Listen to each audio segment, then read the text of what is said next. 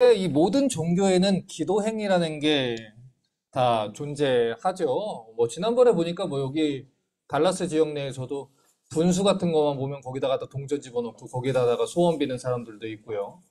어, 제가 기다려 드릴게요. 빵을 가져가 주십시오, 빨리. 네. 또 어떤 사람들은 천지신명께 기도하고, 또 어떤 사람들은 또 부처님께 기도하기도 하고, 또 어떤 사람들은 알라에게 기도하기도 하고, 그러지요? 자, 그러면은 이 성경이 말하는 기도하고 다른 종교가 말하는 기도의 차이가 무엇인지를 우리가 좀 분명하게 알 필요가 있는 것 같아요. 그래서 먼저 기도라는 단어의 개념을 좀 정리를 좀 해야 되는데, 제가 이 기도에 대해서 설교를 한 20주 하지 않았습니까? 우리 교회는 특별히 또 주기도문을 9주 동안 다 다루었기 때문에 많이 배웠다 생각하지만 제가 가지고 있는 또 하나의 확신은 다 잊어버렸을 것이다. 아, 라는 확신이 있기 때문에 개념을 좀 정리를 할게요. 성경이 이야기하는 기도는 하나님을 아버지로 삼은 성도들이 하늘 아버지와 교제하기 위한 인격적 교제 행위다 라고 할 수 있습니다. 여기에서 포인트는 교제 행위다 라는 데 있어요. 자, 여기 배터리가 없어요. 오늘 굉장히 산만하네요. 자, 죄송합니다. 자, 지난 강의에서 우리가 이제 하나님이 사람을 하나님 형상대로 창조했다는 걸 배웠고요. 그리고 우리가 교제하기를 원하신다는 것을 배웠습니다. 이 사람의 위대함이라는 것, 다른 피조물과 다른 동물들과 다른 위대함이라는 것은 하나님 형상대로 지음받았다는 데 있고요. 온 땅의 주인이신 하나님과 교제할 수 있는 위치에 있다. 이것이 이제 특별한 이 위치가 되는 것이죠. 자, 그러면 이런 질문을 좀 할게요. 우리가 누군가와 교제를 한다는 것, 우리 만나서 좀 교제해요. 뭐 이런 얘기 제가 하잖아요. 그렇죠? 우리 언젠가 저 어제도 뭐 우리 수정이랑 또 제시카랑 또 만나서 교제했고 오늘도 잠깐 이제 우리 지연이도 만났고 뭐 했지만 교제한다는 것, 그게 어떤 것을 의미를 하는지를 우리가 좀 알 필요가 있어요. 예를 들어서 제가 아버지와 교제를 하는데, 교제를 이런 식으로 이해한다고 한번 생각을 해볼게요. 아버지, 저 이거 필요해요. 아버지, 저 유산 주세요. 아버지, 저 적어 주세요. 아버지, 나 이 문제가 해결돼야 되겠어요. 뭐 다른 대화는 아무런 것도 없어요, 그냥. 아버지가 뭐라 하는지 듣지도 않아요. 그냥 내가 하고 싶은 말만 하는데, 뭐 주세요, 뭐 주세요, 뭐 해결해 주세요, 어떤 거 해주세요. 이게 어떻게 교제가 될 수 있겠어요? 인격적 교제가 될 수가 없는 것이죠. 그거는 이 램프의 지니한테 소원만 말하고 나서 램프를 덮는 행위일지는 몰라도 하나님과 인격적으로 교제하는 행위가 될 수는 없습니다. 소원만 빌고 가는 거죠. 자, 그러면 범위를 조금만 더 좁혀서 이 교제할 때 필요한 대화라는 것에 대해서 좀 생각을 좀 해보지요. 여러분, 대화라는 게 뭡니까? 대화. 우리가 대화를 하잖아요. 대화라는 거는 내가 누군가한테 이야기를 하고 그 사람은 내 얘기를 듣고, 그렇죠? 또 그 사람이 얘기하는 걸 내가 듣고. 그래서 서로 리액션이라는 게 있고 또 서로 피드백이라는 게 있는 게 대화죠. 서로 교류하고 반응하고 이야기가 오고 가는 것. 이게 대화입니다. 그렇지 않고서 누군가의 이야기는 전혀 듣지 않고 내 할 말만 확 쏟고 가는 거를 대화라고 하지 않아요. 그건 뭐 독백이라고 한다든지 아니면 뭐 연설이라고 할 수는 있어도 대화라고 하지 않습니다. 그런데 우리가 누군가 교제를 한다는 것에는 반드시 대화라는 요소가 포함되게 되어 있어요. 그러니까 기도를 인격적으로 교제하는 것이다 라고 이해를 한다면 이제 이해가 조금 쉽다는 것이죠. 예를 들어서 우리가 누군가와 가까운 관계를 가지고 가깝게 교제하기 위해서는 어떻게 해야 됩니까? 그 사람과 대화를 해야 되고 만나야 되고 이야기를 나눠야 되고 또 카톡도 하고 전화도 하고 얼굴 보면서 밥도 먹고 그 사람의 생각을 듣기도 하고 나의 생각을 이야기도 하고 그러면서 교제가 깊어지는 것이지요. 우리 한국 사람들이 그런 말이 있잖아요. 밥정은 무시 못한다고. 밥정이 무섭다. 우리가 식구라는 거, 같이 밥을 먹고 있는 구성원이라는 거 아니겠습니까? 이 식구라는 거 같이 밥 먹고 같이 이야기 나누고 같이 교제하고 그런 가운데서 정이 들게 되고 또 이해를 하게 되고 그렇게 교제를 하는 것이지요. 그래서 우리가 하나님과 교제를 하는 것도 이런 같은 개념을 가지고 좀 짚어보면 이해가 쉬울 것 같은 거예요. 하나님과 교제하기 위해서는 첫 번째, 시간을 내서 지속적으로 만나야 된다. 두 번째는 대화하는 시간을 가져야 된다. 이것이죠. 예를 들어 우리가 이성교제를 한다는데, 예를 들어 누가 이성교제를 해요. 그러나 누구랑 거리가 멀리 떨어져 있는 상태에서 얼굴은 전혀 보지 않고 연락도 하지 않고 이렇게 전화로만 또 메시지로만 뭐 사이버러본가? 뭐 그죠? 플라토닉이에요? 뭔지 모르겠는데 그렇게 해서 교제가 깊어지지 않죠. 정이 들고 가까워지기 위해서는 자주 만나고 대화를 하는 것이 필요합니다. 그래서 우리가 이 기도를 인격적으로 교제하는 시간이다 라고 표현을 하고 또 교제에는 대화라는 것이 반드시 필요한 중요한 요소다 라고 얘기를 한다면 우리가 기도하는 시간은 하나님과 지속적으로 만나는 시간이 되어야만 하고요. 그리고 나의 이야기를 하나님께 마음껏 할 수 있는 시간이 되어야 됩니다. 자, 그러니까 이 기도라는 것, 또 성경을 읽는 것이라는 것을 분리시켜서 생각하지 마세요. 제가 말씀을 드렸잖아요. 교회 안에 기도파가 있고 성경파가 있으면 안 돼요. 그런 파는 존재하지 않아요. 하나님은 성경을 통해서 우리한테 말씀하셔요. 그리고 우리는 하나님 말씀을 듣고 하나님 앞에 기도함으로 나아가는 것입니다. 하나님 말씀을 들었는데 아빠는 나한테 이야기했는데 아빠 저는 아직 이걸 못하겠어요. 또는 아빠 저는 이게 조금 힘들어요. 아빠는 이렇게 얘기했는데 나는 이게 조금 필요한 것 같아요. 이렇게 이야기를 하는 것이죠. 제가 최근에 이제 저희 예슬이가 저한테 조용히 부탁을 하더라고요. 이제 학교를 가는데 아빠 내가 운동을 좀 해야 될 것 같아요. 아빠 저를 운동할 때 좀 데려가 줄 수 있어요? 그래서 제가 원대로 해주마. 제가 계속 데리고 갑니다. 오늘은 좀 힘들 것 같은데 그러면 내가 막 그냥 데리고 가서 운동 계속 시켜요. 그런데 정말 좋은 점이 뭐가 있냐면 오고 가는 차 속에서 딸과 아빠가 오롯이 대화를 할 수 있는 거예요. 그래서 저랑 제 아내랑 이제 우리가 같이 밖에 나가서 밥을 먹는 경우가 있지 않습니까?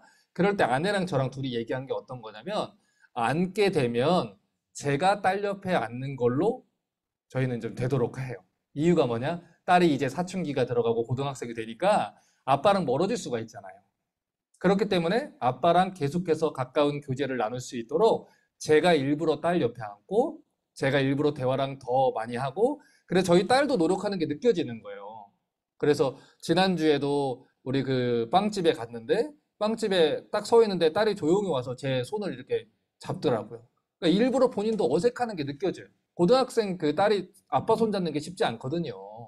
그런데 와서 일부러 아빠 손을 잡아주고 그리고 얘기를 나누고 또 필요한 게 있으면 또 얘기를 하기도 하고 그런 것이 이제 교제를 나누는 것이지요. 자, 그러면 이제 한 걸음 조금 더 깊이 좀 들어가 볼게요. 자, 203페이지를 보시면 제가 올바르게 구하는 것이라는 단락을 이제 적어 놨어요. 지금까지 말했듯이 기도는 하나님과의 대화고요. 만남이고요. 또 교제지요. 그런데 그렇다고 해서 기도에 간구의 요소가 없다는 말은 아닙니다. 간절히 구한다는 뜻이죠. 그러니까 성경이 말하는 기도의 개념에는요. 여러분 분명히 간구의 요소가 있어요. 그러면 우리가 우리 아버지 어머니한테 뭐 어렸을 때도 뭐 사주세요. 나 어디 가고 싶어요. 데려가 주세요. 안 합니까? 우리도 아버지한테 하잖아요. 그런 것처럼 간구의 요소는 분명히 있고요. 우리는 연약한 존재이기 때문에 당연히 하나님을 의지하고 도움을 구할 수밖에 없습니다. 그래서 우리 아버지 되시는 하나님께 여러 가지를 구하는 것은 굉장히 자연스러운 것이고요. 당연한 거예요.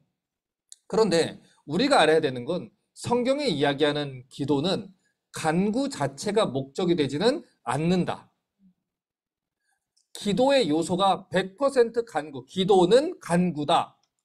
이렇게 할 수는 없다는 거예요. 기도라는 것에 간절히 구하는 요소가 있는 것은 맞지만 기도는 100% 그냥 간절히 구하는 것이다. 라고 얘기하면 다른 종교와 우리는 차이가 없어요. 그럼 간절히 구할 거면 불상 앞에 간절히 구하는 것. 이게 기도. 그럼 우리랑 무슨 차이가 있겠습니까? 그렇죠? 그래서 기도가 무엇이냐? 또 어떻게 기도해야 되느냐? 이것을 가르쳐 주기 위해서 우리 예수님께서 무엇을 가르쳐 주셨어요? 주기도문을 우리에게 가르쳐 주셨습니다. 그래서 이 주기도문이라는 뜻은 주님께서 가르쳐 주신 기도란 뜻이죠. 그러니까 예수님의 제자들이 예수님한테 찾아와가지고 예수님, 요한이 제자들한테 기도를 가르쳐 준 것처럼 우리에게도 기도를 가르쳐 주세요. 그 당시 예수님 당시에 랍비들은요, 각각의 문파가 있었어요. 유명한 랍비들은 여러 수강생들을, 이 문화생들을 데리고 있었는데 그 문화생들이 예를 들어서 가말리엘 교파다라고 하면 가말리엘 교파에서 스승이 정한 모범 기도문이라는 게 있습니다. 그러니까 그런 기도문을 가지고 교육을 했단 말이에요. 그런데 이제 세례 요한의 제자들이 세례 요한으로부터 기도문을 가지고 외우고 공부하고 하고 있으니까 원래 이제 예수님의 제자들 중에 세례 요한의 제자였던 사람들이 있지 않습니까? 그러니까 우리한테도 기도문을 가르쳐 주세요. 이렇게 얘기를 한 것이지요. 자, 그런데 이제 우리가 어렸을 때부터 보통 이 주기도문을 교회에서 외우라고 하니까 외우다 보니 그냥 형식적으로 그 뜻을, 의미를 배워본 적 없이 그냥 갔던 게 대부분인 것 같아요. 그래서 오늘은 우리가 이 주기도문의 내용을 좀 살펴보려고 합니다. 자, 천천히 좀 읽어볼게요. 그러므로 너희는 이렇게 기도하라. 자, 알려주시는 거죠? 이렇게 기도해라.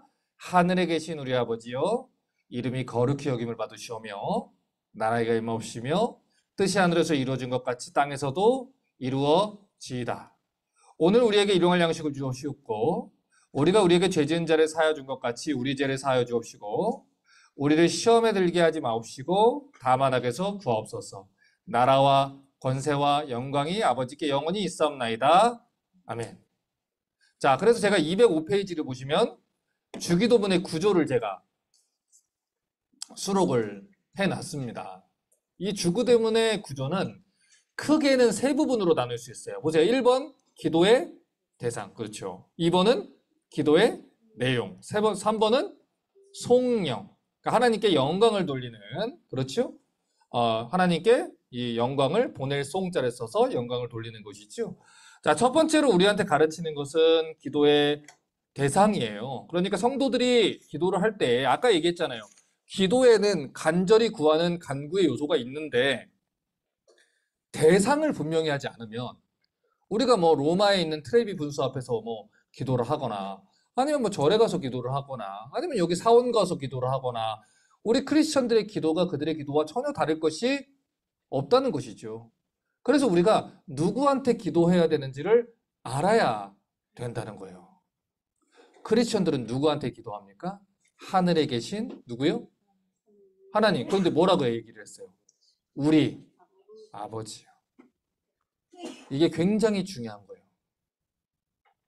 천지신명이시여가 아니고 절대자이시여가 아니고 온 세계의 주인이시여가 아니고 하늘에 계신 우리 아버지시여. 아버지라고 크리스천들과 하나님과의 이 기도의 대상의 관계성을 먼저 얘기를 한다는 거예요. 그래서 이 주기도문을 살펴볼 때 이 주기도문 바로 앞에 있는 마태복음 6장 7절과 8절을 좀 보시는 게 중요해요. 또 기도할 때 이방인과 같이 중언부언하지 말라. 자, 책을 못 찾으신 분들은 여기 보시면 되고요. 페이지 수는 거기 보면 하얀색으로 제가 206페이지 써 있죠? 거기 보시면 찾을 수 있습니다. 그들은 말을 많이 해야 들으실 줄 생각하느니라. 그러므로 그들을 본받지 말라. 구하기 전에 너희에게 있어야 할 것을 하나님 너희 아버지께서 아시느니라. 그러니까 이제 우리 크리스천들 중에 가끔 그런 사람도 있잖아요. 이분이 얼마나 대단한 분인지 아십니까? 40일 금식 기도를 3번이나 하신 분입니다. 이런 게 이제 자기 의가 되시는 분들이 있지만 정말 기도하신 거 잘한 것이지만 성경은요. 기도하기 전에 이미 우리한테 있어야 될 거 하나님이 이미 아신다라고 얘기를 해요. 그러니까 이 기도의 포인트는 어디 있냐면 많이 하는 데 있지 않아요. 아버지의 뜻과 아버지의 나라를 위해서 기도하는 것. 그러니까 하나님 마음을 이해를 하고 하나님 뜻을 이해를 하고 그대로 기도하는 것이 포인트라는 것이죠. 오해하지 마십시오. 기도를 많이 하는 걸 비난을 하는 게 아니에요. 향방 없는, 방향성 없는 말을 주문 외우듯이 많이 한다고 해서 그것이 기도가 들어준다는 게 아닙니다. 그러니까 예를 들어 이런 거잖아요. 우리가 하나님 앞에 계속 기도하면 하루 안 되면 이틀, 이틀 아니면 3일, 3일 안 되면 4일, 야곱이 천사의 그 삿발을 붙들고서 씨름해서 끝까지 버텨가지고 이스라엘의 이름을 받지 않았느냐. 우리 창세기 들으신 분 다 기억나시죠? 그 매 맞은 거라고? 그 생식기 두드러 맞은 거라고? 내가 너 끊어버릴 거야 라고 하는 경고라고? 그래서 울면서 애를 애원했다 그랬잖아요. 그 성경 해석이 잘못되면 이렇게 문제가 생기는 거예요. 여러분, 야곱이 내가 천사와 이겨가지고 그것이 너무 좋았으면 왜 울면서 애원합니까? 그럴 이유가 없지요. 울면서 애원했다는 건 하나님의 경고를 세게 받은 거예요. 그게 무서운 거예요.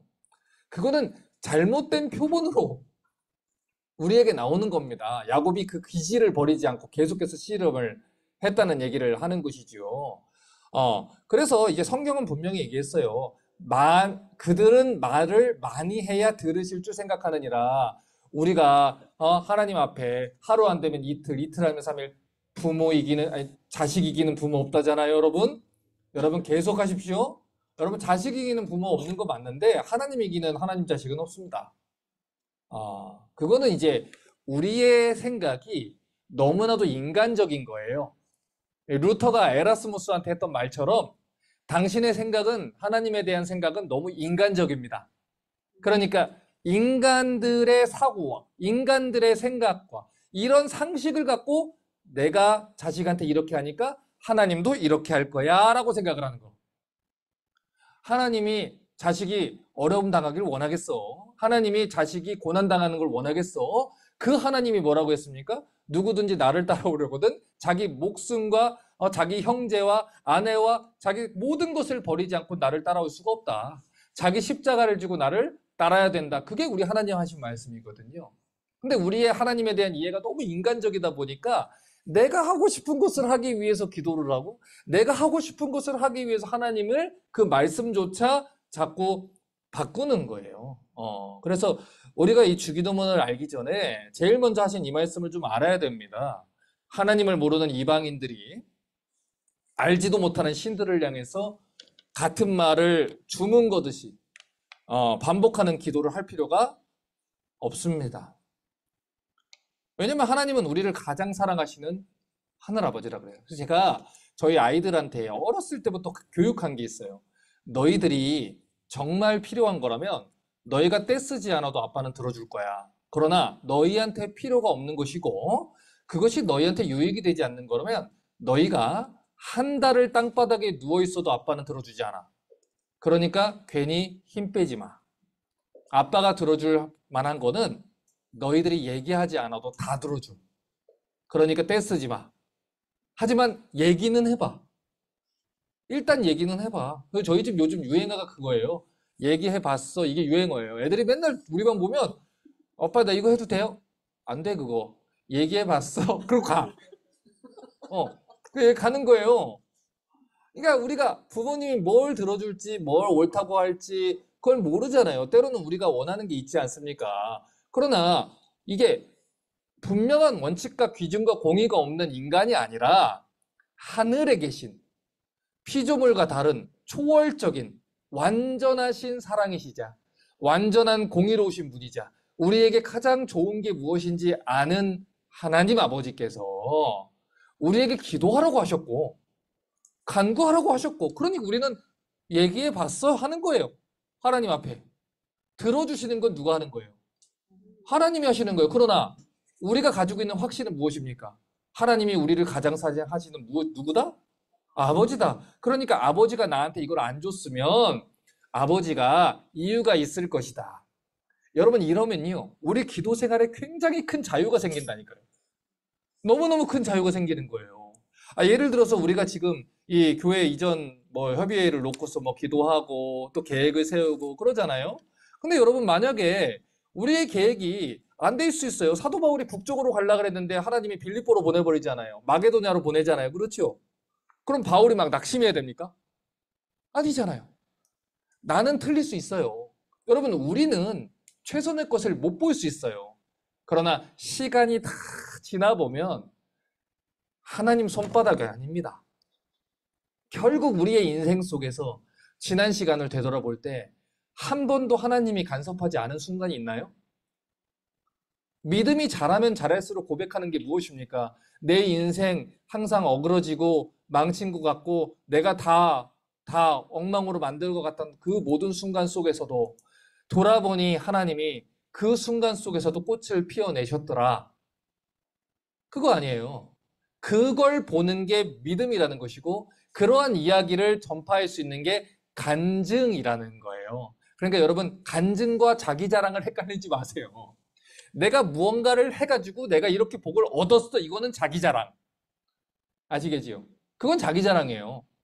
근데 내가 내 삶 속에서 하나님이 이렇게 일하시는 것을 보았습니다. 여러분, 이렇게 해도 하나님 결국엔 이렇게 역사하십니다. 그러니 하나님 신뢰하십시오. 하나님께 영광 돌리는 것을 우리는 간증이라고 부르는 거예요.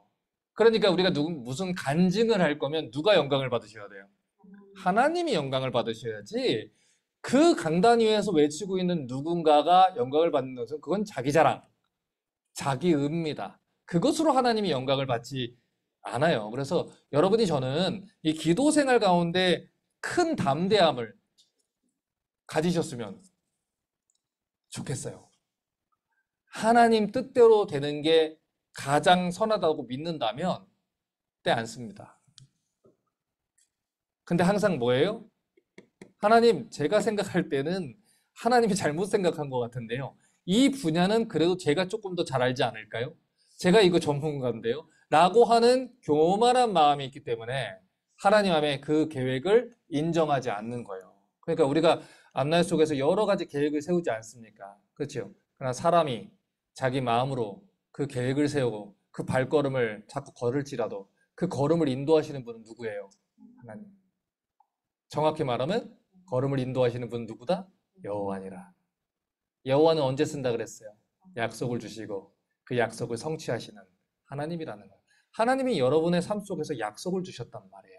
뭐예요? 하나님이 이 예수 그리스도를 통해 여러분을 구원하시고 그를 통해서 그의 영광스러운 모습까지 자라게 하는 것. 그게 하나님의 목표예요. 하나님은 여러분이 어떤 직업을 갖고 있는지 그게 별로 중요하지 않습니다. 하나님은 여러분이 어디 가서 사는지 그거 별로 중요하지 않습니다. 하나님은 여러분이 어떤 직업을 갖는지 어떤 대학을 나왔는지 그거 전혀 중요하지 않아요. 하나님한테는. 하나님이 주려고 하면 다 줄 수 있거든요. 그러나 하나님이 우리에게 주시는 것은 가장 중요한 것은 내가 하나님의 모습대로 예수님의 형상대로 그렇게 자라가는 거예요. 자라갑니다. 그래서 우리를 가장 사랑하시는 하늘 아버지께, 하늘에 계시는 아버지께 기도하는 것이다. 이런 걸 여러분이 좀 아셔야 될 것 같아요. 그러나 아까도 잠깐 말씀드렸듯이 우리의 이 하나님에 대한 이해는 너무나도 인간적이다. 그래서 우리가 가지고 있는 어떤 가장 큰 실수가 무엇입니까? 육신의 아버지를 보면서 하늘 아버지를 생각하는 거예요. 그래서 저도 하늘 아버지가 때로는 너무 다가가기 힘든 거죠. 때로는 서운하기도 하고, 때로는 좀 무섭기도 하고, 때로는 야속하기도 하고, 때로는 나한테 너무 가혹하기도 하고, 나는 언제나 무엇인가를 늘 나는 언제나 착한 아이, 늘 무엇인가 대단한 걸 해야 하는 아이, 무엇인가 늘 손해봐도 난 예수 믿는 사람이니까 나는 목사니까 견뎌내야 하는 아이, 그렇지 않으면은 내가 예수 믿는 사람으로 내가 목사인데 이러면 되느냐라는 다그침을 받는 아이. 왜냐면 우리 아버지는 늘 그랬으니까. 늘 해야 되는. 그러니까 예를 들어 저희 누님은 저보다 6살이 많단 말이에요. 그런데도 제가 이 24살 때부터 전도사 사역을 했으니까. 그러면 6살이 많으면 당연히 무슨 문제가 있어서 왔고 객관적으로 봐도 이건 누나가 잘못한 일이면 누님을 먼저 혼내고 질서를 잡아야 되는데 저희 집에서는 언제나 박 전도사 실망했다가 먼저 나왔어요. 언제나. 언제나. 그러다 보니까 나는 전도사니까 목사니까 라는 그런 어떤 무게와 부담감과 그 마귀가 율법으로 속이는 그런 것들이 늘 있었다는 거예요. 네, 그러다가 제가 누구를 만나요? 다윗을 만나요. 다윗이 하나님 앞에 뭐라고 기도합니까? 내 원수들의 혓바닥을 뽑아주소서. 이걸 보는 거예요. 아니, 어떻게 저런 기도를. 아니, 그게 왜 성경에. 너무 놀라는 것이지요. 근데 왜 그 기도를 하나님이 성경에 놓으셨을까요? 나한테는 기도해. 일단 해. 그걸 뽑아주든 안 뽑아주든 그건 하나님이 하실 거고, 그건 하나님이 하실 거예요. 원수 갚는 것은 내게 있으니 내가 갚으리라. 하나님이 하실 거예요. 그러나 나한테는 해야지. 아빠한테는 해야지. 아빠, 나 속상했어요. 아빠, 나 힘들었어요. 아빠, 나 어려웠어요. 나는 아빠 아들로 잘 살아보려고 했는데 세상이 너무 쉽지 않아요. 하나님 말씀대로 뜻대로 살아보려고 하는데 너무 무거워요. 하나님 어떻게 해야 돼요? 할 때 하나님한테 얘기하지 못하면 어떻게 하겠어요? 그렇기 때문에 이 사실이 굉장히 중요한 거예요. 우리가 이 하나님과의 관계를 바로 안다면, 하나님이 나를 얼마나 귀하게 여긴다라는 걸 안다면 길에 들어눕지도 않을 거고요. 밥 안 먹고 땡깡을 펴서라도 얻어내겠다는, 또는 나는 하나님께 삐져가지고 더 이상 기도 안 한다, 교회 안 나가겠다 하는 말은 없을 겁니다. 그래서 우리가 하나님께 기도를 한다는 것에는 신뢰가 들어가 있는 거예요. 내 하나님이 내 기도를 듣고 계신다. 이게 부부가 오래 살다 보면 신뢰가 자꾸 생기잖아요. 물론 모든 부부가 그러진 않아요. 그러니까 많은 대화를 하고 교제를 하는 부부가 그렇지만, 저는 요즘에 이제 저랑 아내랑 대화를 이렇게 하면서 저희 아내와 저의 대화가 조금 더 깊어짐을 느껴요. 그래서 저는 요즘에 어떤 거를 제가 자꾸 하냐면, 아내를 신뢰를 하고 내가 지금 걱정하는 내용을 쉐어를 해요. 사실 전에는 그 얘기를 못 했어요. 왜냐면 가장이니까, 또 목사니까. 그러니까 가장 강하고 믿음 있는 모습을 보여야 된다는 어떤 부담감. 늘 리더의 자리에 있어서 늘 언제나 그걸 해야 된다는 부담감. 그런 게 있었던 것 같아요. 근데 어느 날 어떤 이제 목사님을 한번 만났는데, 그 목사님이 저를 되게 가련하게 보는 거예요. 그러면서 저한테 한마디 충고를 해주더라고요. 제가 그걸 받았어요. 근데 뭐라고 하시냐면, 목사님은 너무 목회를 멋있게 하려고 그래. 조금만 더 자유로웠으면 좋겠어. 라고 하는 거예요. 그러니까 아빠니까 목사니까 어떤 이런 부담감. 얘기를 못 하잖아요. 내 생각이 이런 생각이 들었어. 이래서 못했어. 심지어 하나님한테도 못하는 것이지요. 근데 그러다 보니까 내가 혼자 끙끙 앓고 병들고, 우리 중에 아마 그런 사람들 많을 거예요. 특별히 이제 장로교 배경을 가지는 사람들은요, 그런 게 심해요. 장로교는 도덕주의가 강한데 율법주의가 강하단 말이에요. 집사가 이러면 돼, 목사가 이러면 돼, 이런 게 되게 굉장히 강하단 말이에요. 그러니까 우리는 그걸 할 수가 없는 거예요, 언제나. 근데 제가 그런 것들을 아내랑 쉐어를 하기 시작했어요. 계속해서. 나는 이런 게 지금 내가 무서운가 봐. 여보, 내가 이런 부분이 조금 그런가 봐. 그리고 나서 아내랑 더불어서 몇몇 성도들하고는 그런 얘기를 제가 이제 하기를 시작했어요. 근데 참 놀라운 것은 뭐냐면, 그런 대화를 하면서 더 깊어지고 더 이제 이 관계가 더 좋아지는 것을 경험을 하는 것이죠. 그래서 우리의 기도 생활을 조금 생각을 해봤으면 좋겠는 거예요. 그냥 우리가 하나님 앞에 기도 생활을 할 때 굉장히 어떻게 보면 형식적인 이유가 무엇일까? 왜 우리가 기도하지 않을까? 그냥 단순히 뭐 정제적으로 교만해서 그래, 뭐 이게 아니라, 지난주에 제가 그 얘기를 했지만 그게 다는 아니죠. 왜 얘기하지 않을까? 아버지가 내 기도를 들어주신다는데, 아버지가 나를 위로하신다는데, 아버지가 분명히 해결해 주실 것인데 왜 그럴까? 첫 번째는 그거죠. 못 믿는 거죠. 그리고 경험해 본 적이 없는 거지요. 그래서 우리한테 어떻게 해야 되는 거예요? 시험에 들지 않도록 깨어서 뭐 해야 돼요? 기도해야 돼요. 우리 육신은요, 약합니다. 우리 육신은요, 계속 시험에 들 수밖에 없어요. 그래서 우리는 기도해야 돼요. 계속해서 기도를 해야 되는 거예요. 누구한테요? 하늘에 계신 우리 아버지한테. 근데 보세요. 성경이 우리 아버지를 하늘에 계신 분이라고 하잖아요.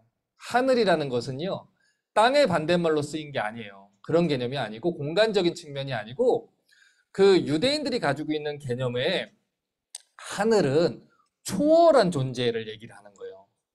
그러니까 이 땅에 있는 피조물들 말고 초월자, 초월적인 존재를 얘기를 하는 겁니다. 보세요. 아무리 우리가 기도를 해도 아빠는 해줄 수 있는 게 한계가 있단 말이에요. 일단 아빠한테 얘기해봐. 한다고 해서 제가 다 들어줄 수 있는 거는 아니잖아요. 해줄 수 있는 게 있고 못 해주는 게 있잖아요. 인간은 한계가 있단 말이에요. 그러나 하늘에 계신 분이기 때문에 하늘에 계신 분에게는 한계가 있어요, 없어요? 없어요. 그래서 우리 육신의 아버지들은 때가 되면 죽어요. 우리는 평생 지켜줄 수 없어요. 그래서 제가 여러분한테 계속 뭘 자꾸 부탁을 합니까? 우리가 자녀들한테 남겨줄 수 있는 것은요.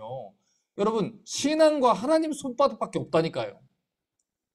내가 내 자녀한테 연금을 뭐 많이 물려주고 집을 사주고 좋은 대학 보내주고 그러면 될 것 같지요. 여러분, 그러면 재벌들이 왜 자살합니까? 왜 돈 많은 연예인들이 자살을 하나요?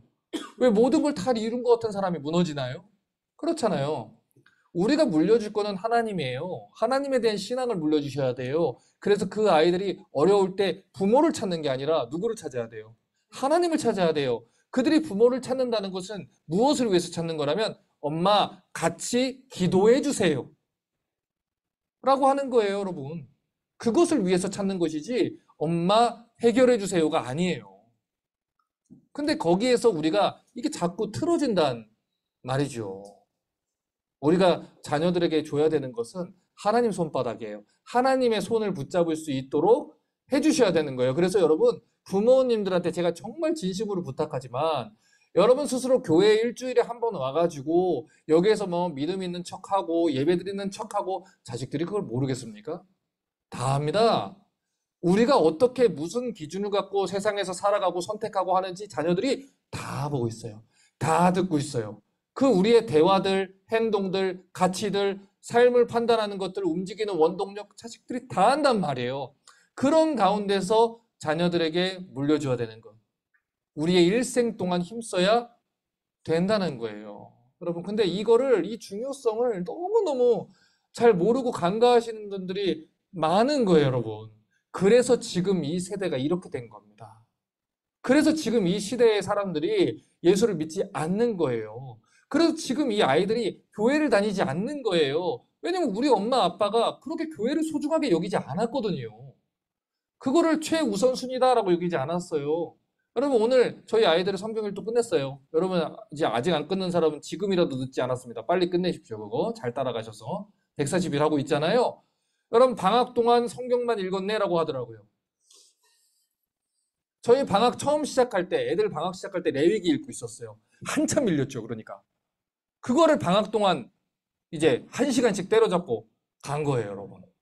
쉽지 않았죠. 너무 쉽지 않았죠. 그런데 그 일독을 아이들과 하면서 읽는 것보다 더 많은 거를 저희 아내와 더 가르치면서 너무너무 귀한 신앙의 유산이 아이들에게 들어갔어요. 그리고 무엇보다 제일 좋은 거 뭔지 아세요? 아이들의 한글 실력이 일취월장을 했습니다. 너무너무 성경을 잘 읽어요. 그러니까 저희 아이들 여기서 한글 읽는 거 쟤네 한글 잘한다고 다 그러잖아요. 제가 여기서 태어났는데. 그렇잖아요. 여러분 성경 같이 읽으셔요. 읽으시면 되는 거예요. 그런데 뭐예요? 기도, 성경 읽는 건 지난주에 말했듯이 효율이 없잖아요. 여기에서 당장에 돈 벌고 학교 공부하면 좋은 대학 가고 좋은 직장 가고 연봉 올라가고 하면 효율이 있는데 지금 당장 성경 읽어도 아이들과 성경 읽어도 뭔가 효율적으로 바뀌는 게 없지 않습니까? 그러니까 여기에 투자하지 않아요. 그러나 이게 보이지 않는 자산, 신앙에 투자하셔야 되고 아이들 앞에서 기도하는 부모 되주셔야 되고 기도 하나님을 의지하는 부모가 되주셔야 아이들이 환난 당할 때 누구를 찾아요? 하나님을 찾는 거예요. 여러분 이거는 너무너무 중요한 말씀이에요. 그래서 사실 오늘날 이 이민사회 교회들이 젊은 세대들을 자꾸 붙잡기 위해서 뭐 유치원, 수학 공부방, 코딩방, 뭐 기독교 학교 다 좋죠. 있으면 젊은 세대들이 막 몰려와요. 그러면 방과 후에 학교를 막 만든다 그럼 막 몰려와요. 그러나 여러분 교회가 지금 그 아이들을 위해서 해줘야 되는 거는요. 여러분 방과 후 학부모들 같이 와서 기도해야 돼요. 아이들 위해서 기도하고, 아이들 말씀 배우게 하고. 여러분, 그렇잖아요? 거기에 우리가 시간을 써야죠. 가치를 아는 사람은 그것을 하지 않겠습니까? 이것을 우리 성도들이 공감을 하고 같이 걸어갔으면 좋겠어요. 205페이지 다시 볼게요. 자, 이 주기도문의 구조가 세 개로 나뉠 수 있어요. 그런데 그 중에서도 이 내용 부분을 이제 들어가 보죠. 대상은 봤으니까. 이 내용이요. 하나님과 관계된 세 가지 기도로 나뉘고요. 또 우리와 관계된 세 가지 기도로 나눠집니다. 그래서 예수님께서는 이 기도의 내용을 통해서 우리가 무엇을 위해서 기도해야 되는지 이미 가르쳐 주셨어요. 자, 그러면 먼저 하나님과 관련된 기도를 보겠습니다. 자, 제일 먼저 기도해야 되는 내용이 뭡니까? 하나님의 이름이 거룩히 여김을 받게 해달라. 아버지 이름이 거룩하게 여김을 받게 해달라. 이거예요. 이 거룩하다라는 것은 구별되다라는 뜻이라고 했잖아요. 그렇죠? 그러면 하나님이 무엇과 구별된 분입니까? 창세기 1장 1절 이렇게 얘기했어요. 태초에 하나님이 천지를 창조하시니라. 자, 출애굽기 3장 13절에서 하나님이 자기를 가리켜서 뭐라 그랬어요? 나는 스스로 있는 자니라. 무슨 뜻이라고 했죠? 나는 피조물과 다르다. 이런 얘기를 했잖아요. 나는 스스로 있는 자다. 하나님은 피조물과 구별되신 분이라서 세상의 어떤 형상으로도 하나님 형상을 만들어낼 수도 없고 세상의 어떤 것도 하나님과 같이 될 수가 없어요. 그래서 성경이 어떤 형상으로도 우상을 만들어서는 안 된다라고 얘기를 하지 않습니까? 그렇기 때문에 아버지의 이름을 거룩하게 하옵시며 라는 기도는 하나님이 피조물과 구별된 분이다 라는 걸 인정하라는 거예요. 다시 말해 하나님을 하나님으로 대접하라. 이 뜻입니다. 그렇게 하고 기도를 하라는 것이죠. 자, 다음으로 다시 볼게요. 두 번째로 기도해야 되는 게 뭡니까? 하나님 나라를 위한 기도라는 거예요. 자, 우리 국가의 3요소를 계속 얘기했지만 국가를 이루는 3요소가 국민, 영토, 주권이라 그랬잖아요. 그 중에서 제일 중요한 게 뭐라고요? 주권이라고요. 예를 들어서 일제식민지 시대 때 그때도 우리나라 땅은 있었고 우리나라 백성들도 있었지만 나라를 뺏겼다 그랬잖아요. 이유가 뭡니까? 주권을 빼앗겼으니까. 그런 거예요. 그러니까 하나님 나라 개념도 이런 선상에서 이해를 하셔야 되는데 하나님 나라는 그 주권을 누가 가지고 계십니까? 하나님이 다스려야 되는 거예요. 하나님이 통치하시는 나라. 그게 하나님 나라라고요. 그러면 하나님 나라는 이 통치는 어디에서 이루어집니까? 하나님 나라는 여기 있다. 또는 저기 있다. 할 수 없다고 했어요. 그럼 하나님 나라는 어디 있느니라? 너희 안에 있느니라. 이렇게 얘기를 했단 말이에요. 그러니까 하나님의 나라는 하나님 백성들에게 예수 그리스도를 주와 그리스도로 고백한 성도들에게 이루어진다는 거예요. 그래서 아버지 나라가 임하옵시며 라는 기도는 이 땅의 성도들에게 또 교회들에게 각각의 성도들의 그 삶 속에서 하나님의 통치가 온전하게 이루어지는 기도를 하는 겁니다. 각자 소견에 오는 대로 기도하는 게 아니고요. 하나님과 같이 돼서 자기 멋대로 자기 인생의 주권을 가지고 사는 게 아니고요. 하나님 주권을 인정해서 하나님 통치에 순종하고 내 뜻은 이렇지만 하나님 말씀은 이렇게 말씀하셨으니까 나는 그렇게 하겠습니다 라고 기도하는 게 하나님 주권을 인정하는 기도라는 거예요. 그게 하나님 나라를 위한 기도입니다. 그래서 이 성도들의 모든 삶은 하나님 나라를 위해서 사는 거예요. 우리가 이사야 52장 7절을 우리 살펴봤었지만 하나님께서 통치하신다. 이게 복음 아닙니까? 그러니까 우리 삶 속에 하나님 나라가 임했다라는 건 어떤 뜻이에요? 내 옛사람의 성품과 습성과 사고방식은 이렇지만 하나님이 이렇게 말씀하셨으니까 나는 그렇게 합니다. 이게 하나님 나라 백성들의 삶의 방식이라는 거예요. 그래서 이것을 놓고서 기도하라고요. 기도하라는 거예요. 우리 마음에 그럴 마음이 없으니까 기도하라는 거예요. 우리가 하나님 뜻에 순종할 마음이 없으니까 기도하라는 거예요. 그래서 제가 기도는 뭐라 그랬어요? 내 말을 늘어놓는 게 아니라 하나님 말씀에 설득되어지는 과정이라 그랬잖아요. 우리가 대화를 하면서 어떻게 됩니까? 조율을 하잖아요, 서로. 그런 것처럼 기도할 때 하나님 나는 이렇게 했는데 하나님 오늘 하나님 말씀에 목사님을 통해서 설교를 하시는데 오늘 이렇게 말씀하시니까 내가 내 마음에 저 인간을 용서할 마음이 요만큼도 들지는 않지만 용서하겠습니다. 예를 들어서 아내들아 남편을 존경하기를, 그렇죠? 교회가 그리스도가 교회의 머리 되신 것처럼 존경하고 순종해라라고 얘기했잖아요. 그럼 우리는 어김없이 어떻게 됩니까? 존경할 만 해야지 존경하지 않냐 인간아, 뭐 이렇게 되지 않습니까? 먼저 사랑해봐라, 네가 먼저 죽어봐라, 뭐 이렇게 하지 않습니까?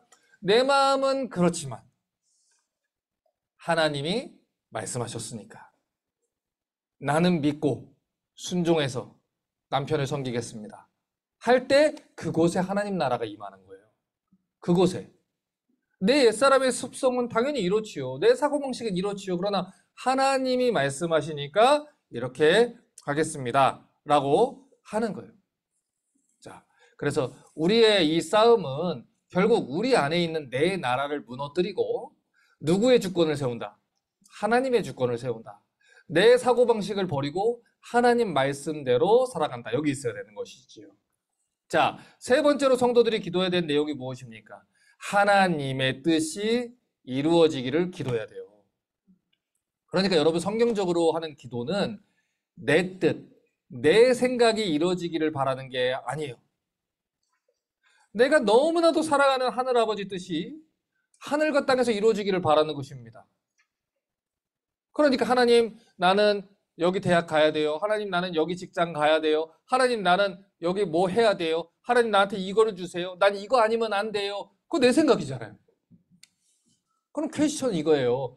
아니, 나보다 하나님이 모르시겠습니까? 나보다 하나님이 잘 못하시겠어요? 여러분 무조건 하나님이 옳습니다. 무조건 하나님이 잘하십니다. 하나님이 무조건 우리에게 가장 좋은 길로 주십니다. 그런데 우리는 찬양은 그렇게 하고 선택은 다르게 하는 거예요. 그렇죠? 근데 이게 결국 믿음의 문제이거든요. 그래서 우리 여러분 기도를 좀 바꿔보자는 거예요. 기도를 바꿔보자고요. 내가 다 정해놓고 시간과 방법과 장소와 모든 것들을 다 정해놓고 그냥 하나님 이거 주세요 라고 하지 마시고 하나님 뜻대로 주십시오. 하나님 뜻대로 하십시오. 그 기도가 우리 기도가 돼야 돼요. 저희 딸이 이번에 교회 문제 가지고 제가 이렇게 막 이러고 있으니까 딸이 와서 그러대요. 운동 갔다 오는데 아빠 너무 스트레스 받지 마. 뭐 안 주시면 하나님 제일 좋은 거 줄 테니까 괜찮아. 그러니까 아이들이 부끄럽게 해요. 그렇잖아요. 그러면 네가 현실을 몰라서 그렇고 너가 이래서 그렇고 팔자 좋은 소리 한다 뭐 이렇게 우리 어른들은 막 그렇게 하지만 그래서 이 얘기를 하는 겁니다. 여러분 이 예수님께서 어린아이 같은 믿음을 원하잖아요. 그게 무슨 뜻입니까? 어린아이는 부모가 없으면 죽어요. 그렇죠? 그렇게 기도하라는 거예요. 우리는 우리가 해결할 수 있는 능력이 있다 보니까 하나님을 온전히 의지하지 않거든요. 내가 할 수 있는 또 다른 방법이 있다고 생각을 하거든요. 나 반, 하나님 반 이렇게 생각한단 말이에요. 근데 예수님은 하나님을 어린아이처럼 의지를 해야 된다는 거예요. 나는 아빠 없으면 죽어요. 아빠만 있으면 평안해요. 아빠를 믿어요. 라고 간다는 거예요. 그게 이제 우리가 해야 되는 방향인 거예요. 그래서 여러분 방법, 시간, 장소 다 정하고 기도하지 마시고 하나님 제일 좋은 거 주실 거예요. 그러니까 실망할 것도 없어요. 실망할 게 없습니다. 예를 들어서 뭐 자녀가 공부를 했는데 어느 대학을 못 갔어요. 그러면 부모의 모범답안은 뭡니까? 너 그럴 줄 알았다 이거. 아주 퍼잘 때 알았다. 뭐 이게 모범답안입니까? 그 대학도 못 갔어? 그게 그 대학도 못 가고 네가 네 친구들은 다 갔는데 야 아빠 이제 교회 쪽팔려서 어떻게 얼굴 들고 다니냐 이거예요? 아니에요 여러분. 아닙니다. 그럴 때는 어떻게 하는 거예요? 하나님께서 이 모든 시간들을 통해서 다 이루실 거야. 그러니까 배우면 돼. 항상 우리가 통제할 수 없고 만질 수 없는 모든 것은요 탓할 필요가 없어요 여러분. 네가 공부 안 해서 그렇게 됐지. 그럴 줄 알았다. 아빠가 그러니까 진작하라 그랬지는 아무 도움이 안 돼요. 이미 결과가 나왔을 때는. 이미 그런 사람들은요, 주변에 깔리고 깔렸어요. 분명히 말씀드릴게요. 여러분 주변에 여러분을 탓하고 여러분을 비난하고 그럴 줄 알았다라는 사람들은 세상에 깔렸어요. 여러분은 가족으로서, 부모로서, 식구로서 뭘 해주시면 돼요? 일어날 수 있게 도와주시면 돼요. 우린 다 미련하잖아요. 뭐 여기서 얼마나 다 똑똑해요? 우리 중에 얼마나 큰 지혜자가 있어요? 우리 다 미련한 선택을 해요. 우리 다 멍청한 선택을 한다고요. 다 어리석은 선택을 한단 말이에요. 그런데 그런 가운데서도 하나님이 우리를 붙들어 주셨기 때문에 여기까지 왔잖아요. 앞으로도 우리는 미련한 선택을 할 거예요. 앞으로도 우리는 분명히 실수라는 걸 할 거예요. 그러나 그런 모든 가운데서 하나님은 당신의 형상을 닮아가게 하실 거예요.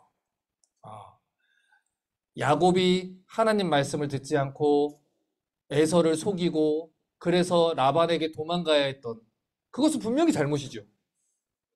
그러나 그 시절을 통해 하나님이 야곱을 다듬지 않았다면 야곱은 얼마나 더 엉망이 됐을까요? 그렇죠? 하나님이 광야로 왜 이스라엘을 보냈겠어요? 하나님 왜 훈련시키겠어요? 왜 이스라엘을 바벨론에 넘겼겠어요? 하나님의 목표는 거룩함이에요. 거룩함. 그래서 때로는 인생의 어려운 순간을 해서 넘어지는 사람이 있을 거예요. 넘어진 사람은 짓밟는 게 아니에요. 그거는 고약한 일이에요. 그런 거 하지 마셔요.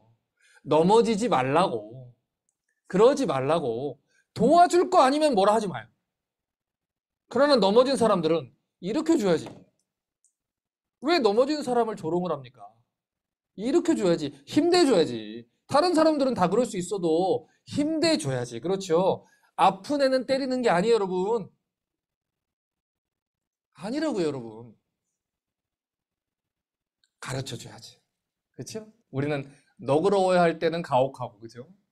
가혹해야 되는 자신한테는 너그럽고, 뭐 그런 것이 조금 있습니다. 그래서 우리가 하나님의 마음을 가지고 기도하는 부모가 되는 동시에 또 하나님의 마음을 가지고 또 자녀들이 기도할 수 있도록 괜찮아, 기도해. 그렇게 가르칠 수 있는 부모들이 좀 되시면 좋겠어요. 다음으로 또 보면은 우리와 관계된 기도가 나오죠. 일용할 양식을 달라고 해요. 일용할 양식이 뭡니까? 하루 사용할 것이죠. 근데 우리는 뭐라고 기도해요? 하나님, 저 집 구매하게 해주세요. 그죠? 우리 집 부동산 저거 집값이 뛰게 해주십시오. 그렇죠? 월급이 오르게 해주십시오. 뭐 하게 해주십시오. 연금을 준비하게 해주십시오. 80까지 살 수 있도록 해주십시오. 이거 그거 아닙니까? 하나님은요, 일용할 양식을 구하라고 했어요. 80이고 100세고 상관없습니다. 그러니까 우리의 그건 뭐예요? 100세 인생인데 너 지금 그렇게 대비 안 하고 무턱대고 하나님한테 헌신하면 너 거지 된다. 너 그러면 하나님 영광 가리는 거야. 이게 5분 늦은 시계예요. 여러분 이런 얘기 많이 들어봤죠? 그게 5분 늦은 시계라고요. 그러나 하나님은요, 일용할 양식으로 오늘을 먹이시는 분이에요. 기독교가 현세의 중심적인 종교입니까? 이 땅에 사는 동안 안락하고 편안함을 쫓는 종교입니까? 사도행전 4장을 보면요, 바나바가 자기 집을 다 팔아가지고, 자기 밭을 다 팔아가지고 사도들 앞에 갖다 놉니다. 그래서 초대교회 안에 굶는 자와 가난한 자가 없었다고 얘기를 해요.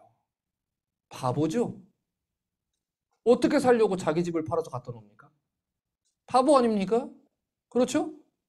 그런데 그런 사람들을 통해서 하나님 나라가 확장이 되는 거예요. 그럼 바나바가 굶었을까요? 하나님 먹이시는 거예요. 근데 우리는 뭐라고 얘기를 해요? 지혜가 없다. 또는 대비가 안 돼 있다. 또는 대책이 없다. 이렇게 생각을 한다는 거예요. 여러분, 그러니까 초대교회에 일어났던 일들이 안 일어나죠. 일어날 수가 없죠, 우리는. 그러나 이게 없어요. 우리는 뭐예요? 우리가 11조를 낸다는 것이 대단한 우리의 신앙의 지표 아닙니까? 쟤는 안 내지만 난 11조를 낸다. 라는 게 대단한 신앙의 그거 아닙니까? 이 기본 스탠다드가 바뀌었잖아요. 그렇죠. 그래서 어떤 분들은 저한테 또 그런 얘기를 하더라고요. 내고 싶지 않으면 안 내면 되거든요. 우리 교회는 아니에요. 우리 교회 없어요. 구약 시대의 모든 예식은 예법은 그리스도 오시고서 다 완성된 거 아닙니까? 그러니까 11조 없습니다. 그렇습니다. 맞습니다. 그런데 이 고린도서 말씀을 보면 신약 성경의 이 헌금의 원칙은 저희가 힘에 지나도록 자원하여 들었느니라입니다. 힘에 지나도록 자원하여입니다. 어떻게 하시겠습니까? 갑자기 바빠져요? 그렇게 되면 일정이 11조가 올라요? 여러분, 현세 중심적인 것에 있기 때문에 우리가 좁은 길과 하늘나라에 소망을 두지 못하는 거예요. 여러분, 정말 우리가 만약에 정말 초대교회 성도들과 같이 믿음을 지켜야 되는 상황이 온다고 생각해 보세요. 우리는요, 지금 그런 일이 미국에는 일어나지 않을 거야, 한국에는 일어나지 않을 거야 라고 생각을 하기 때문에 나한테 하나님은 그런 믿음을 요구하지 않을 거야 라고 생각을 하는 거예요, 그냥. 그러나 우리가 정말 객관적으로 우리가 그런 믿음을 선택해야 되는 그런 입장에 온다면 우리가 정말 그 모든 것들을 다 버리고 짐승의 표를 안 받을 수 있겠습니까? 무덤 속으로 들어가서 믿음을 지킬 수 있겠습니까? 어쩌면 그들을 미련하다고 얘기하면서 대비를 하고 살아있어야 뭐가 되지 않느냐? 그래야 저 사람들 전도하지 않느냐라고 하지 않겠습니까? 그러니까 세상 사람들은 그거를, 또 세속적인 사람들은 그거를 세상을 사는 지혜라는 말로 포장을 하는 거예요. 그래서 불신과 믿음 없음을 덮으라고 하지만 성경은 분명하게 말합니다. 신명기 8장 4절에 뭐라고 얘기했습니까? 이 40년 동안에 내 의복이 헤어지지 아니하였고 내 발이 부르트지 아니하였느니라. 아무것도 없었던 광야에서 이스라엘이 어떻게 살 수 있었어요? 하나님이 돌보셨기 때문에 살 수 있었던 거예요. 절망적이지요. 넉넉하지 않았지요. 한 치 앞도 보이지 않았던 순간 속이지요. 그런 가운데서 하나님이 돌보셨기 때문에 살 수 있었던 거예요. 그러면 이 이스라엘이 애굽에서 살 때는 바로가 그들을 먹였나요?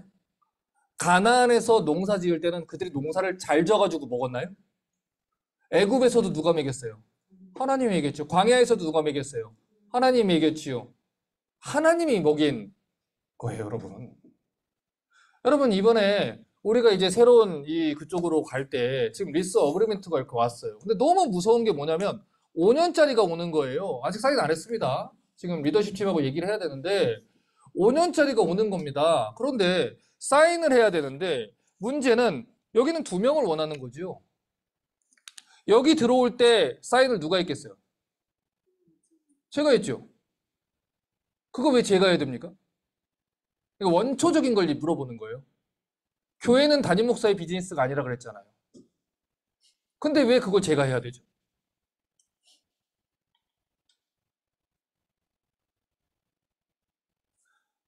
이거는 왜 제가 해야 되죠? 희생 없이 세워지는 교회가 어디 있겠습니까? 헌신 없이 세워지는 교회가 어디 있겠습니까? 내가 하나님 따라서 애굽을 떠나면 가나안에서 죽을 수 있어요. 광야에서 죽을 수 있습니다. 그런 가운데서 리더로 세웁니다. 그런 가운데서 선봉장으로 어떤 특정한 지파, 예를 들어 유다 지파를 앞장서라라고 했습니다. 그러면 유다 지파 사람들이 불만이 안 나올까요? 당연히 나오지요. 우리가 왜요? 우리 죽으면 어떡합니까? 하나님이 쓰라고 했습니다. 메시아가 나오는 지파 아닙니까? 아니 구원은 우리만 받나? 뭐 이럴 수 없잖아요. 모든 이 하나님의 나라는 희생과 헌신과 미랄의 이 하나의 미랄로 뿌려지는 이 순교자의 피로 세워지잖아요. 그렇잖아요. 그런 가운데서 교회가 세워지는 거예요. 그러나 분명한 확신이 있어요. 어떤 거냐면 저는 모르겠습니다. 하나님이 나를 먹이신다. 하나님이 날 돌보신다. 저는 분명히 그 확신이 있어요. 저는 그래서 여기다가 사인을 제가 하는 겁니다. 저는 이거 보증 쓰는 게 아니에요. 제가 여러분을 보증 씁니까? 아니에요. 성경에 보증 쓰지 말라 그랬지요. 여러분 가족이 살아갈 집을 계약을 할 때 그걸 보증이라고 합니까? 계약을 한다고 얘기를 하죠. 계약을 쓰는 겁니다. 이 집안의 가장으로서. 그러나 여전히 부담감은 있습니다. 어려운 거예요, 여러분. 목사님이 알아서 하겠지 두면 되겠어요? 아니면 여러분 같이 기도하셔야겠어요? 같이 기도하셔야 되는 거예요. 어려워지면 나는 언제든지 애굽으로 돌아가리라. 그게 아니라 같이 기도하는 거예요. 분명한 확신은 있습니다. 하나님이 일용할 양식으로 우리를 먹일 거예요. 저희 전도사님 가정이 토요일에 저를 찾아왔어요. 찾아와가지고 저한테 뭐라 그러냐면, 목사님, 저희 가정이 저희 교회가 거기를 꼭 갔으면 좋겠습니다. 근데 저희 가정까지 사례비를 주시는 게 힘들 것 같아서 저희는 두 부부가 사역을 내려놓고 일을 하면 목사님이 훨씬 더 쉽지 않으실까요? 저희 아내랑 사모님 둘이서 막 둘이서 갑자기 눈물도 많은 사람들이 막 둘이 막 얘들은 나 내일 공동회해야 되는데 왜 와가지고 밤에 와가지고 야 공동회 끝내고 와라. 그런데 막 둘이서 네. 혼자 안 굶긴다. 그 대책 있냐? 없습니다. 일을 구할 겁니다. 그러나 교회를 위해서 제가 일을 하겠습니다. 같이 일하겠습니다. 일하면 같이 하자. 그럼 같이 하자. 또 오버를 그것 때문에 해야 되면 하자. 어려우지만 하자.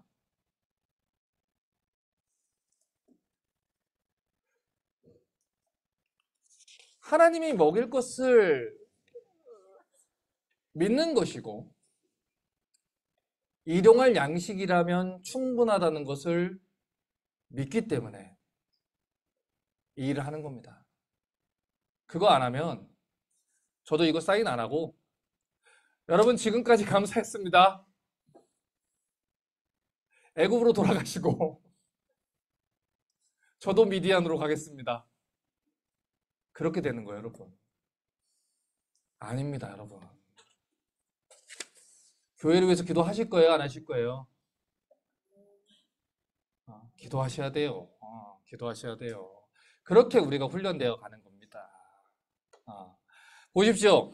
제가 분명하게 믿고 있는 믿음입니다. 이사야 46장 4절에 우리 아빠가 뭐라 그러셨냐면 너희가 노년에 이르기까지 내가 그리하겠고 백발이 되기까지 내가 너희를 품을 것이라. 내가 지었은즉 내가 업을 것이요 내가 품고 구하여 내리라. 하나님이 안 주실 거면 안 주실 겁니다. 전 분명하게 합니다. 하나님이 이게 우리 교회 게 아니면 안 줄 거예요. 전 그렇게 기도하고 있어요.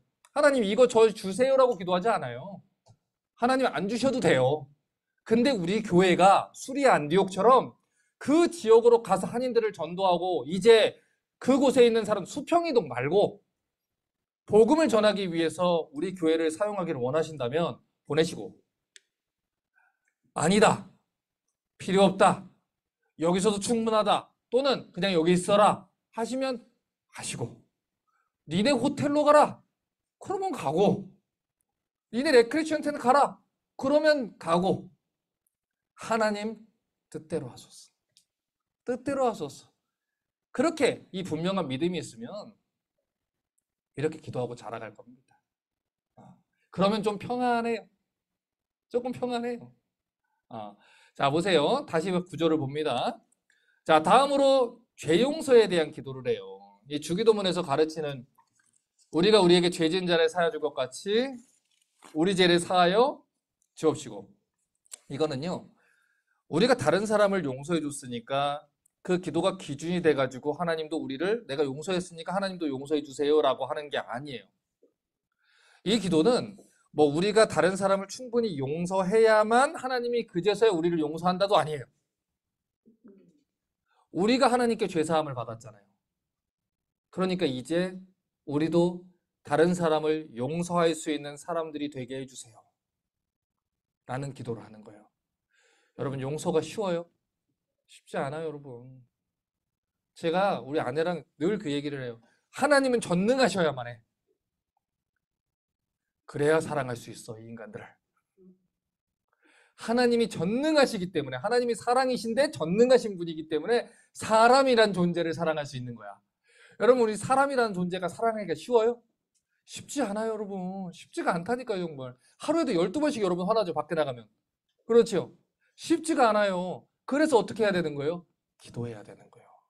아니, 나한테 잘해준 사람도 사랑하기 쉽지 않은데 내 원수를 사랑하기가 쉽습니까? 쉽지 않아요. 그래서 이거는 우리가 정말 목숨 걸고 기도해야 되는 거예요. 그리고 또 뭐라고 기도합니까? 시험에 들지 않게 하소서. 악에 빠지지 않게 하소서. 이 시험과 악에 빠지지 않게 또 기도하지 않습니까? 그러니까 우리가 살아있는 이 세상은요, 여전히 사단 마귀가 힘을 발휘해요. 보세요. 요셉이 꿈을 꿨잖아요. 꿈 꾸는 게 뭐가 잘못입니까? 그런데 요셉의 현실에는 그 꿈을 얘기를 하면, 그러면 구덩이에 던지는 형들이 있고요. 자기가 평생 수고를 해도 자기 말을 들어주지 않고 감옥에 쳐넣는 보디발 같은 사람이 있는 거예요.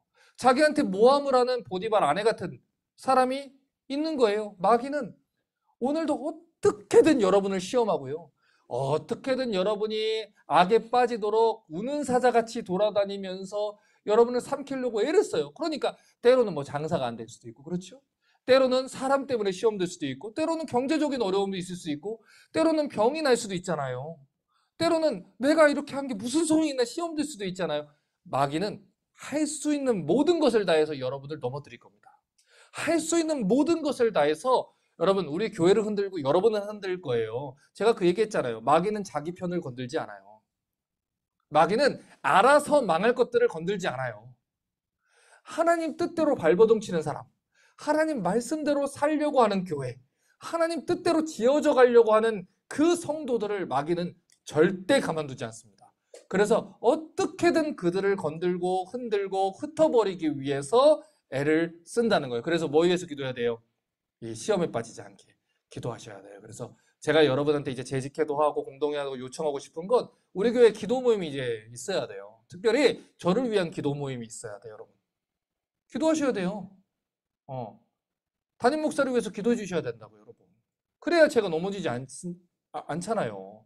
목사님은 괜찮을 거야. 이게 아니라 전 사람이잖아요. 똑같은 사람이잖아요. 기도하셔야 돼요. 여러분을 위해서 또 저희를 위해서. 그렇지 않으면 어떻게 돼요? 나는 몰랐는데 알고 보니까 내가 가론 유다가 돼 있는 거예요, 여러분. 어느 순간에.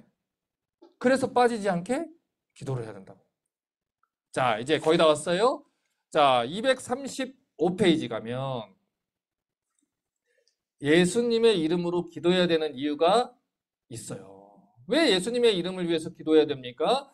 예수님의 십자가를 통해서 하나님에 나아갈 수 있기 때문이지요. 그래서 이 요한복음 14장 13, 14절을 보면 이렇게 얘기했어요. 너희가 내 이름으로 무엇을 구하든지 내가 행하리니 이는 아버지로 하여금 아들로 말미암아 영광을 받으시게 하려 함이라. 내 이름으로 무엇이든지 내게 구하면 내가 행하리라. 또 요한복음 16장 23, 24절 뭐라 합니까? 너희가 그날에는 아무것도 내게 묻지 아니하리라. 내가 진실로 너희에게 이르노니 너희가 무엇이든지 아버지께 구하는 것을 내 이름으로 주시리라. 지금까지는 너희가 내 이름으로 아무것도 구하지 않았으나 구하라. 그리하면 받으리니 너희 기쁨이 충만하리라. 자, 성경을 읽을 때 중요한 거 바이블 베이스로 읽으면 안 돼요. 여기에 이것만 딱 떼가지고 무엇이든지 구하면 들어준다 했잖아요. 그런데 다른 구절에서는 너희가 아버지의 뜻대로 구해야. 그러니까 종합해 보면 아버지의 뜻대로 무엇을 구하면 이루리라. 그 뜻이죠. 이렇게 이게 신학이라 그랬어요. 기도에 대한 신학. 그런데 예수님이 약속했기 때문에 우리가 예수님의 뜻대로 기도하면 들어주신다. 그게 중요한 거예요. 그 지름길은 이겁니다. 40일 떼쓰려고 하지 마세요. 아버지 뜻대로. 저는 예를 들면 이렇게 기도합니다. 하나님, 저희 거 아니면 다른 데가 와서 가져가게 하십시오. 그냥. 이러면 제일 심플한 거예요. 그렇잖아요. 하나님, 여기 갈 게 아니면 떨어뜨리십시오. 아예 마음도 품지 않게 해주십시오. 하나님, 가능성도 잘라주십시오.